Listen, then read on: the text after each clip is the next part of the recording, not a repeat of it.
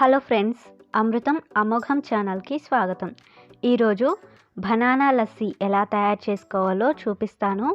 ఈ రెసిపీ చాలా అంటే చాలా బాగుంటుందండి. మీరు తప్పకుండా ఇష్టపడతారు. చాలా సింపుల్గా ఈ డ్రింక్ని 5 నిమిషాల్లో తయారు చేసుకోవచ్చు. చివరి వరకు స్కిప్ చేయకుండా చూడండి.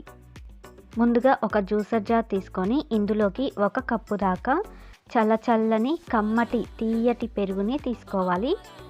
ఆ తర్వాత అరటిపండుని అప్పటికప్పుడే కట్ చేసుకొని వేసుకోవాలి. ముందుగానే కట్ చేసుకొని పెట్టుకుంటే నల్లగా అయిపోతాయి. 1 కప్పు దాకా పెరుగు తీసుకుంటే 2 పెద్ద సైజు అరటిపండ్లను కట్ చేసుకొని వేసుకోవాలి. ఇప్పుడు ఇందులోకి 3 టేబుల్ స్పూన్ల పంచదార వేసుకోవాలి, లేదా మీరు ఇష్టపడే తీపికి తగ్గట్టుగా వేసుకోండి. అలాగే 2 టేబుల్ స్పూన్ల ఫ్రెష్ క్రీమ్ వేసుకోవాలి.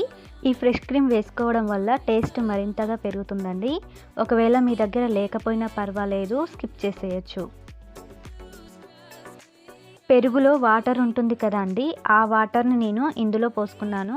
దానికి బదులుగా మీరు చల్లని పాలు లేదా చల్లటి నీళ్ళనైనా పోసుకోవచ్చు. ఇప్పుడు ఇందులోకి 5-6 ఐస్ క్యూబ్స్ వేసుకోవాలి. ఐస్ క్యూబ్స్ వేసుకున్న తర్వాత మూత పెట్టేసి బాగా గ్రైండ్ చేసుకోవాలి. స్మూతీ టెక్స్చర్ వచ్చేంత వరకు గ్రైండ్ చేసుకోవాలి. దాదాపుగా 1 నిమిషం పాటు గ్రైండ్ చేసుకుంటే స్మూతీ టెక్స్చర్ వచ్చేస్తుంది. ఇలా గ్రైండ్ చేసుకున్న ఈ లస్సీని గ్లాస్లోకి నింపుకోవాలి. నేను తీసుకున్న క్వాంటిటీకి 2 గ్లాసుల చిక్కటి లస్సీ వచ్చిందండి. ఒకవేళ మీకు పల్చగా కావాలి అనుకుంటే పాలని కానీ నీళ్ళని కానీ పెంచుకోవచ్చు.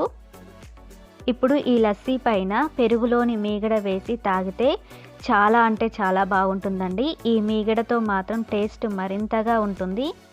ఈ టూటీ ఫ్రూటీని వేయకపోయినా పర్వాలేదండి. నేను అట్రాక్ట్గా కనపడం కోసం మాత్రమే ఈ టూటీ ఫ్రూటీని యూస్ చేశాను.